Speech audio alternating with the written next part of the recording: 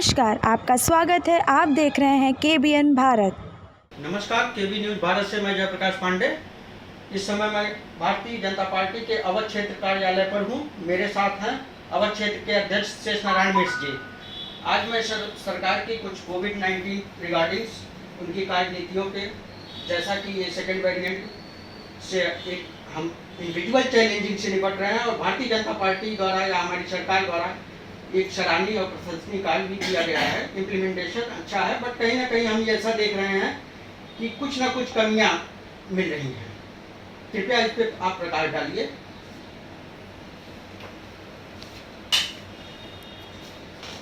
जी नमस्कार। कोरोना के second variant में जहाँ की बात कर रहे हैं, जो द्वितीय चरण आया है जी इस साल, ये कुछ ज़्यादा ही बड़ा प्रभाव लेकर के आया जी। और उस प्रभाव के कारण अचानक आए हुई बाढ़ में जिस तरह लोग बह जाते, तो लगा कि जैसे काफ़ी लोगों को संक्रमित होना पड़ा जी।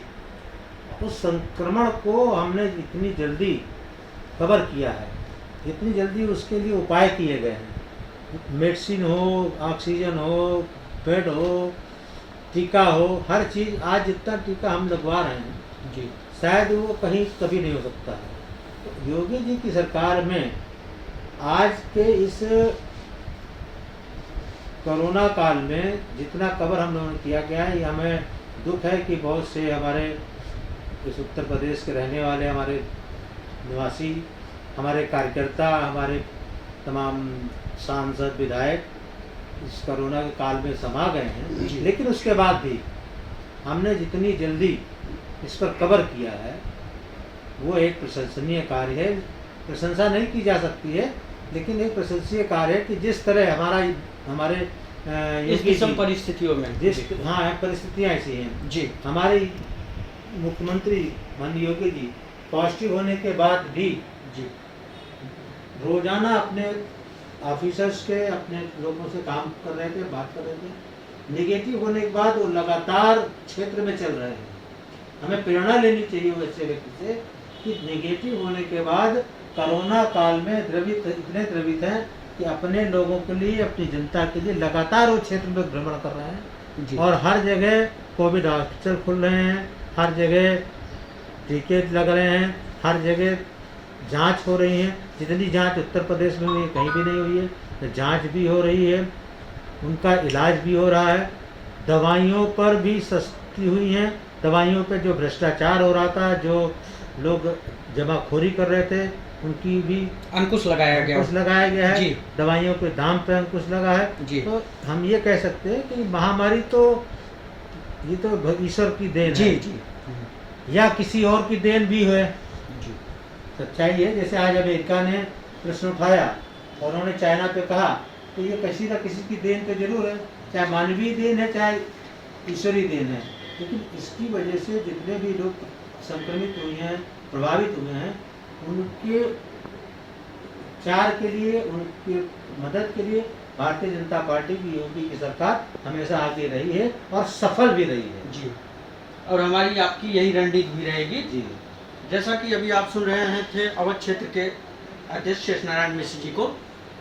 सर, एक फाइनल सवाल मैं आपसे ये पूछना चाहता हूँ कि इन्होंने जो वैक्सीनेशन है, इस पे कुछ लोगों के अंदर एक डर बना हुआ है कि वैक्सीनेशन की जो डोजेज हैं, to be interval of the 28 days there have been 1% taken to the dose, इनके बीच क्या कुछ ऐसा वेरिएशन आ रहा है या कुछ इनको डिफरेंस मिल रहा है कि जो इनकी समस्याओं को कैसे निराकरण किया जाए? सरकार का तो implementation there have been very good, but here from I see जैसा देखा जा रहा है कि कहीं ना कहीं आम लोगों को हम किस कदर, या जैसे आप यहाँ से अर्बन फ्रॉम रूरल साइड ले लीजिए, बता रहे हैं कि गांव की तरफ भी इस समय CSC हो।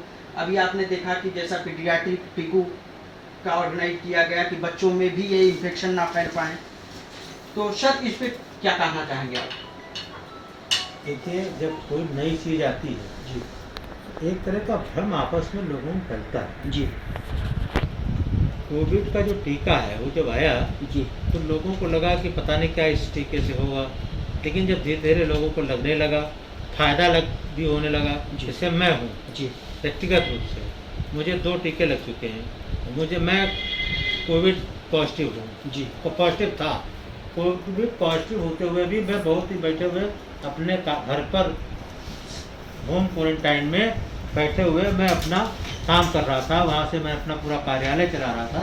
तो कोविड-19 के जो वैक्सीन है, उस वैक्सीन को लेकर जो भ्रांतियाँ फैलने का हमारे यहाँ उत्तर प्रदेश में एक बहुत बड़ा वो है जी। तो भ्रांतियाँ हर तरह फैल जाती हैं। अभी भ्रांति फैल जाएगी कि वहाँ आग लग गई तो लोग दौड़े चले जाएंगे। तो ये भ्रांतियाँ नहीं, ये धीरे धीरे लोग समाप्त हो जाता है। भ्रांतियाँ समाप्त होने का कारण है कि जब धीरे धीरे अनुभव आता जाता है, लोग लगवा रहे हैं, गाँव में भी अब लग रहा है टीका जी। तो जब लगवा रहे हैं टीके उसके बाद फिर उनकी भ्रांतियाँ दूर होती चली जा रही है जी। अब तो ये था कि जैसे बच्चों को कोविड का असर होने वाला है, लेकिन बच्चों पर कोविड का असर नहीं होगा। तो तमाम ऐसी चीज़ें हैं जो धीरे धीरे अनुभव के आधार पर धीरे धीरे अपने आप समाप्त हो जाती हैं।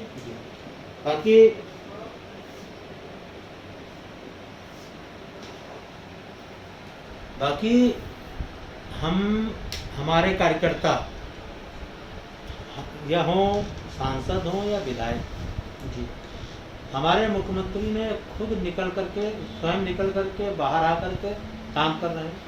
इसके अतिरिक्त प्रत्येक सांसद और विधायक से कहा गया है कि एक एक गांव आप खोज लीजिए और वहां के बारे में पूरी की पूरी जो भी जिम्मेदारी है कोविड-19 की, वो जिम्मेदारी आप उठाइए।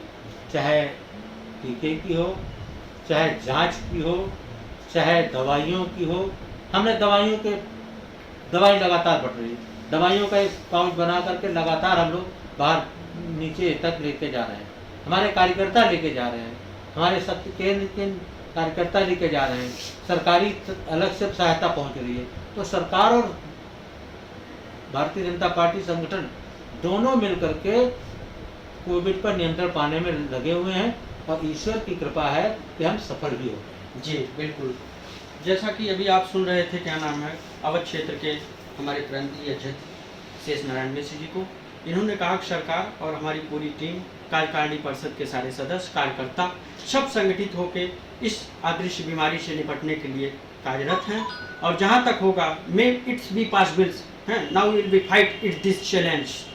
सर, आप समय देने के लिए बहुत बहुत धन्यवाद। अब मैं आता हूं अपने बीजेपी के नेता श्री MP सिंह जी, जो कि इसके साथ साथ एक आयुर्वेदाचार्य भी हैं। सर, आप कोविड पे कुछ बयान करिए। जो हमारे माननीय जी ने कहा है, मेरा भी वही बयान है। जी जी, थैंक यू।